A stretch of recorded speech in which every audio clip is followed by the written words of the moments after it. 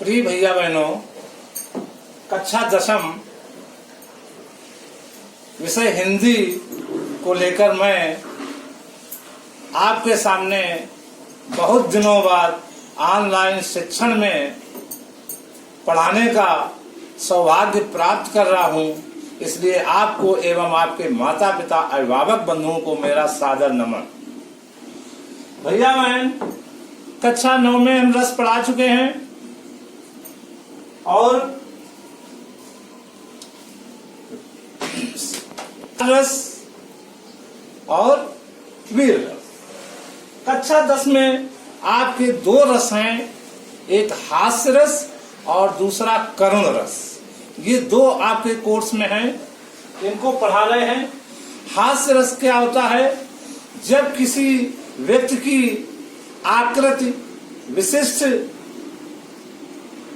अजनबी वेशभूषा, पहनावे को देखकर जब हमें हंसी आ जाती है, वहां पर हास्य रस होता है।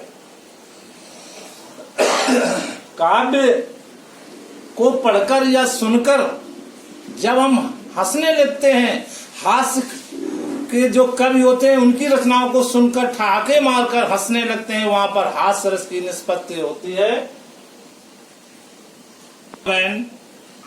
इसका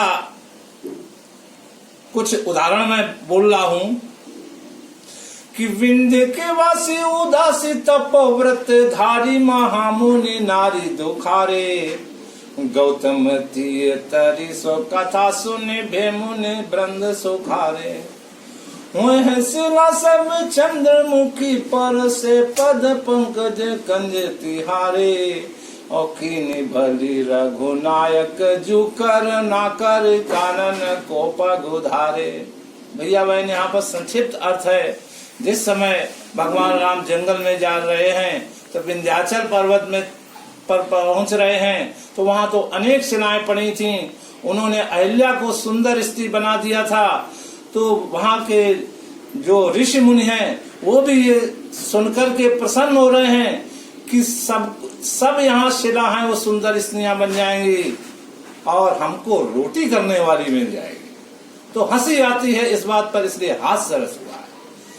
दूसरा उदाहरण, हंसी हंसी भाने देखी दूल्हा दिगंबर को और पाहुनी जे आवही हिमाचल के उछाह में और शीश पर गंगा हंसे भोजन भुजंगा हंसे और हास को ही दंगा भयो नंगा के विवाह में। भगवान शंकर की बारात का वर्णन आया है। तो भगवान शंकर की वेशभूषा को देखकर राजा हिमाचल के यहाँ जो जन थे उनको हंसी आ रही थी, हंस रहे थे, तालियां बजा रहे थे, शोर कर रहे थे।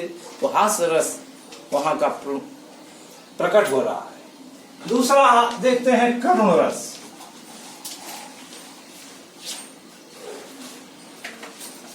करुण रस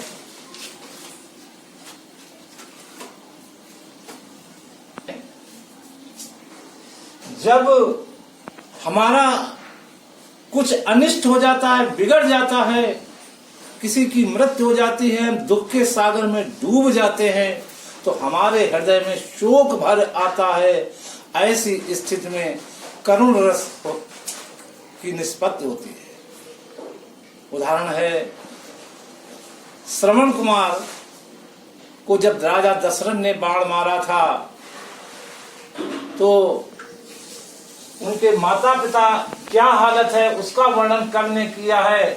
मणि खोए भुजंग सी जननी फनसा पटक रही थी शीश अंधी आज बनाकर मुझको किया न्याय तुमने जगदीश।